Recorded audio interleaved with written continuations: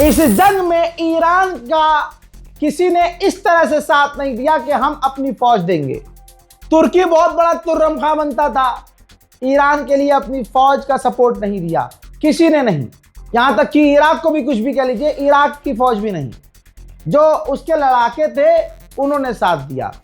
Yemen की फौज साथ दे रही है, लेकिन ऐसी फौज जिसकी उम्मीद हमें नहीं थी, और उस फौज का खौफ पूरी दुनिया को है, जो रूस की बैकबोन है। रमजान कादिरोव की चेचनिया की फौज ऐलान किया है, उस फौज ने, रमजान कादिरोव की मिलिट्री ने ऐलान किया है कि अगर अमेरिका ईरान की सरजमीन पर उतरकर ग्राउंड ऑपरेशन करता है तो हम चेचनिया फौज, रमजान कादिरोव की फौज, ईरान के साथ जमीन पर उतरकर ईरान की फौज की मदद करने और ईरान की फौज के साथ मिलकर लड़ने के लिए तैयार है। अल्लाह अकबर। उधर ईरान ने यह वीडियो जारी किया है और बताया कि कश्मीर आइलैंड में, जी हाँ, कश्मीर आइलैंड में जो ईरान के ऊपर हमला करने के लिए ल्यूकस अमेरिकी ड्रोन आ रहा था, उसे मारकर गिरा दिया गया है। वहीं इजराइल ने माना है कि 25 इजरायली मारे गए हैं और 6000 से ज्यादा इजरायली घायल हुए हैं। बहरीन ने कहा है कि हमने 400 ड्रोन और 182 ईरान की मिसाइलें हमने मारकर गिराई है। लिख लीजिएगा, सेव कर लेना मेरी वीडियो को, मेरी बात याद रखिएगा। 12 घंटे के बाद यही बहरीन कहेगा कि ईरान ने बहुत खतरनाक हमला किया, हमारा इतना नुकसान हुआ है। देख लीजिएगा। हुतीज की वार्निंग आई है। हुतीज ने कहा है कि हम सो नहीं रहे, इलाके में जो अमेरिका की डिप्लॉयमेंट और मिलिट्री एक्टिविटी है उसको हम देख रहे हैं, मॉनिटर कर रहे हैं। इसके अलावा लगातार ईरान, देखिए, कहा गया कि ईरान की जो मिसाइल हैं खत्म हो चुकी हैं, उसके मिसाइल सिटी को उड़ा दिया गया है। ईरान ने वही रोज वाले अंदाज में शहीदों का नाम लिया, शहीदों का नाम लिखा, शहीदों का पोस्टर मिसाइल पर चिपकाया और फिर उसके बाद इजराइल पर बड़े हमले कर डाले। ईरान ने बहुत सख्त ऐलान किया है कि जो भी व्यक्ति ईरान के अंदर हमारा है, यहाँ रह रहा है, वो हमारे इलाकों की तस्वीर और फोटो और सेंसिटिव जो इलाके हैं उनकी तस्वीर अमेरिका इजराइल को भेजेगा या किसी अमेरिकी इजरायली ऑफिशियल को भेजेगा तो सीधा उन्हें फांसी पे लटकाया जाएगा। उधर साउथ कोरिया $17 बिलियन अपना बजट बढ़ा रहा है, क्योंकि इस जंग की वजह से वहां आवाम को बड़ा नुकसान हो रहा है और वहां भी बेरोजगारी बढ़ रही है, कामकाज बंद है। याद होगा कि पिछले कई बार डोनाल्ड ट्रंप सुबह 7 बजे आता था और कहता था तेल के दाम कंट्रोल हो जाएंगे, तेल के दाम कुछ समय के लिए बढ़ेंगे, तेल के दाम अमेरिका में नहीं बढ़ेंगे क्योंकि हमारा तो स्ट्रेट ऑफ हॉर्मुज से कोई मतलब ही नहीं है। ये बार बार कहता था ट्रंप। लेकिन आज उसी अमेरिका में सबूत ये रहा, सोर्स ये रहा, प्रूफ ये रहा, उसी अमेरिका में तेल के दाम 60% बढ़ गए हैं। दोस्तों, सऊदी अरब के प्रिंस सुल्तान एयरबेस पर E-3 जासूसी जहाज, अमेरिका का सबसे महंगा जहाज, जो ईरान ने तबाह किया था, अब रिपोर्ट यह आ रही है कि वो सिर्फ एक नहीं था बल्कि 2 थे। उसके पास ही खड़ा एक और E-3 एक खतरनाक जहाज था जो कि डैमेज हुआ है, ऐसा डैमेज कि वो नहीं चल सकता। और उसके अलावा जो साथ में अमेरिकी टैंकर तबाह हुए सो हुए। इस 1 महीने की जंग में अरब को औकात दिखा दी ईरान ने। भाई $100 बिलियन का नुकसान सिर्फ अरबों को हुआ है, अरबों को $100 बिलियन का तेल, गैस, ईंधन जो इनके बर्बाद हुए और जो इनका काम बंद हुआ। ऑस्ट्रेलिया के अंदर बवाल हो गया है। ऑस्ट्रेलिया की लॉ मेकर ने कहा है कि हमारी सरकार ने जो यूएई में अपनी फौज भेजी है, ये हमारे लॉ का उल्लंघन है, ये सरासर कानून तोड़ा जा रहा है। आदत से मजबूर नंगे अमेरिका इजराइल ने 360 हेल्थ केयर सिस्टम और 760 school, college, university education systems area को, बिल्डिंग्स को उड़ा चुका है इजराइल अमेरिका। आईडीएफ ने ऐलान किया है कि हम कल तक ईरान की मिलिट्री साइट पर हमले कंप्लीट करने वाले हैं। जो हमारे टारगेट थे, हम हर टारगेट को हिट कल तक कंप्लीट कर लेंगे। हजरात, जॉर्डन के अंदर एक ईरान का रॉकेट इंटरसेप्ट करने के बाद गिरा है। यकीन कीजिए, ये इंटरसेप्ट करने के बाद गिरा है। सोचिए, इंटरसेप्ट करने के बाद अगर मिसाइल इस तरह से गिर रहा है कहीं भी, तो यही तो वजह है कि अरब में जो लोग घायल हुए हैं वो किसी और की वजह से नहीं, यूएई की वजह से घायल हुए हैं, अरबों की वजह से। भाई ईरान अमेरिका के ठिकानों को निशाना बना रहा है, मिसाइल वहीं जा रही है, तुम मिसाइल दाग कर उसकी डायरेक्शन चेंज कर रहे हो, सिविलियंस के इलाके में जाकर उसके टुकड़े गिर रहे हैं, तो ऑब्वियसली इसमें ईरान की क्या गलती?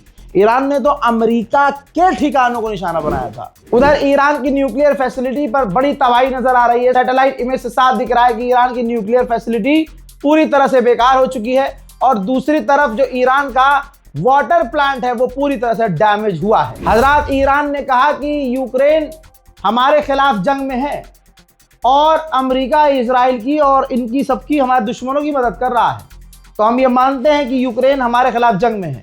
जैसे ही यूक्रेन ईरान की नजरों पर चढ़ा और ये बयान ईरान का आया, यूक्रेन का ज़ेलेंस्की पीछे से हवा ले गया और बोला नहीं नहीं ऐसा ही नहीं।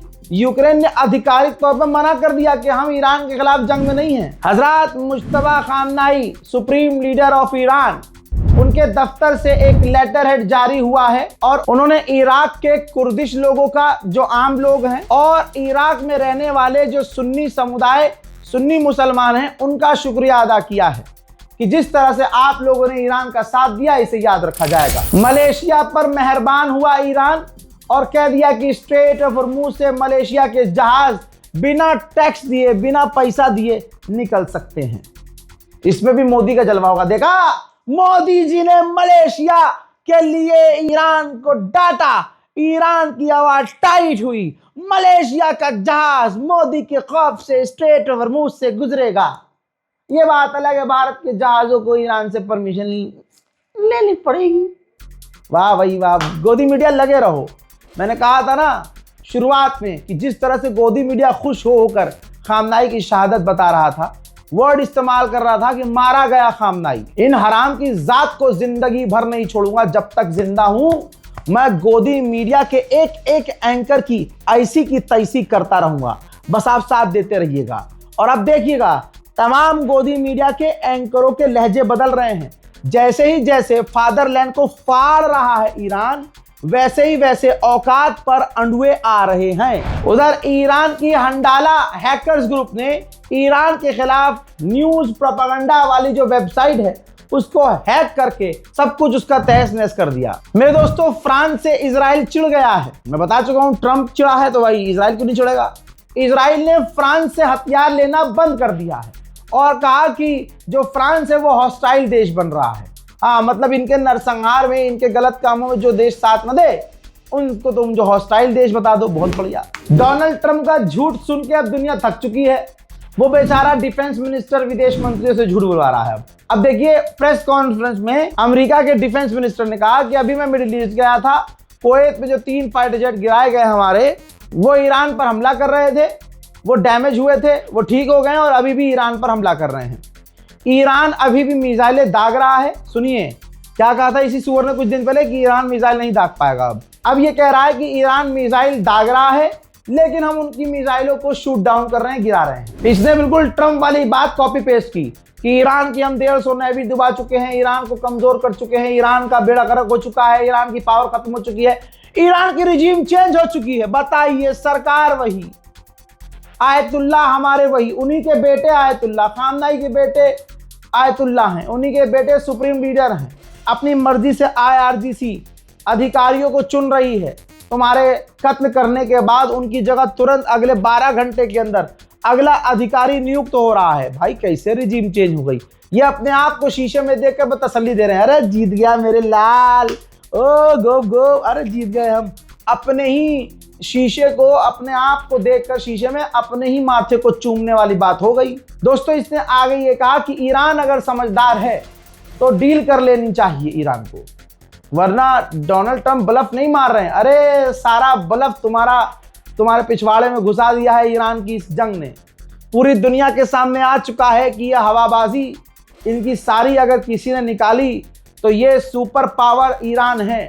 न्यूक्लियर ना होने के बाद भी जिस तरह से न्यूक्लियर पावर देशों को बजाया है ईरान ने, किसी की औकात नहीं। अरे ट्रंप की 2 कॉल से पैंट में मुंह देने वाला और ट्रंप का फोन देखकर आवाज बनो, हगीज हगीज हगीज हगीज पहनने वाला नेता भाई साहब सोचिए दुनिया में कितने नेता हैं, ट्रम्प का फोन देखकर फौरन हगीज पहन लेते हैं। उसी ट्रम्प को नंगा किया, जलील किया, पूरी दुनिया में आज मजाक का सबब बन चुका है। गुलाबी सुअर के नाम से तुम्हारे भाई ने मशहूर कर दिया है। और अब बताओ, अगर ये जो डिफेंस मिनिस्टर अमेरिका कह रहा है कि ईरान अगर समझदार है तो डील कर लेना चाहिए, तो तुम टेबल पे क्यों आ रहे हो? जब एक तरफ तुम कह रहे हो कि ईरान कमजोर हो गया तो मिटाओ ईरान को, तबाह करो और करो कब्जा। वो तुमसे हो नहीं रहा क्योंकि तुम्हारी औकात नहीं है। ईरान बीच में से फाड़ कर चार कर देगा और जो है इतिहास के पन्नों पर तुम्हें गालियों से लिखा जाएगा और तुम्हारा बेड़ा गर्क होने की कहानी छपेगी। वो दुनिया में छप रही है। आप सोचिए ना, अगर ईरान हार गया है, अमेरिका जीत गया है, तो फिर अमेरिका बात क्यों करना चाह रहा है? बस समझो ना, अगर ईरान हार गया तो फिर अमेरिका बात क्यों कर रहा है? भाई जीत का ऐलान कर दे। लेकिन ना ना ना ना ना ना, वेनेजुएला थोड़ी है ईरान, अरे क्यूबा थोड़ी है ईरान, कनाडा थोड़ी है ईरान कि धमकी दोगे, मारोगे, पीटे और चल भी जाओगे। ना ना ना, तुम ऐलान कर दोगे जीत का, ईरान बजाता रहेगा क्योंकि शुरू तुमने की, खत्म ईरान करेगा। भाई अमेरिका के डिफेंस मिनिस्टर ने कहा, इन्होंने भी झटका दे दिया। भाई ट्रम्प से थोड़ी ना बोलेगा, इसने कहा कि जो हमें स्ट्रेट ऑफ हॉर्मुज में करना था हमने कर दिया है। अब अपने अपने ये दो अलग अलग देश हैं सारे, ये जाकर स्ट्रेट ऑफ हॉर्मुज में उनको जो करना है करे, अब हम कुछ नहीं करेंगे। लग गई लंका। सोचो, अभी अमेरिका क्या कह रहा था, हम अपनी फौज उतारेंगे। इंश्योरेंस कंपनियों से कह रहा था आप इंश्योरेंस करो, बढ़िया बढ़िया, हमारी नेवी जाएगी स्ट्रेट हॉर्मुज में और लोगों के जहाज़ों को एस्कॉर्ट करेगी घोप घोप। फिर क्या हुआ? ट्रम्प ने कहा कि हमारी फौज उतरेगी, ब्रिटेन ने कहा कि हम भी अपने डिस्ट्रॉयर भेजेंगे, सब ने कहा, लेकिन सब हवाई बातें रह गई। ईरान की ताकत देखकर इनकी हवा निकलती रही और आज ये कह रहे हैं नहीं भैया, हमने जो करना था हमने कर लिया है, अब दूसरे देश खुद जाएं और स्ट्रेट ऑफ हॉर्मुज को आजाद करवाएं। अमेरिका के डिफेंस मिनिस्टर ने आगे ये भी कहा कि अभी हम ईरान पर हमले और बढ़ाएंगे। ट्रम्प सुबह ही कह चुका है अपने एलाइज, अपने साथियों से कि हम जल्दी ही ये जंग खत्म करने वाले हैं, चाहे स्ट्रेट ऑफ हॉर्मुज खुले या नहीं। अब सोचिए, ये बात तो क्लियर है। अब ट्रम्प और अमेरिका का डिफेंस मिनिस्टर कह रहा है कि हम नहीं खुलवाएंगे भाई स्ट्रेट ऑफ हॉर्मुज, खुद जाकर खुलवा लो। तो यानी हाँ, हवा निकली हुई है, पूरी एकदम चिरी पड़ी है। नेतन्याहू ने बड़ा राज खोला। नेतन्याहू ने कहा कि हमने कई अरब देशों से पहले भी बोला था कि ईरान आपकी सरकार गिराना चाहता है और आपके लिए खतरा है, हमसे मिलो और हमारे साथ रहो और मिलकर ईरान के खिलाफ लड़ो। तब उनको समझ में नहीं आया, लेकिन आज वो हमसे बात कर रहे हैं और उनको दिख रहा है कि ईरान उनके लिए खतरा है। अब समझ रहे हो वो कौन कौन से अरब देश होंगे जो इजराइल का साथ दे रहे हैं? यूएई और सऊदी अरब के अलावा और कौन होगा भाई? मेन तो यूएई है, और यूएई पर आपको यकीन है ये खुद इलाके में नया इजराइल है, और बिन सलमान को कौन नहीं जानता। हज़रात मोहतरम, इस रिपोर्ट को शेयर कीजिएगा, दुआओं में याद रखिएगा, चैनल को सब्सक्राइब कीजिएगा। मैं हूं रजा और आप देख रहे थे रज़ाग्राफी। जय हिंद।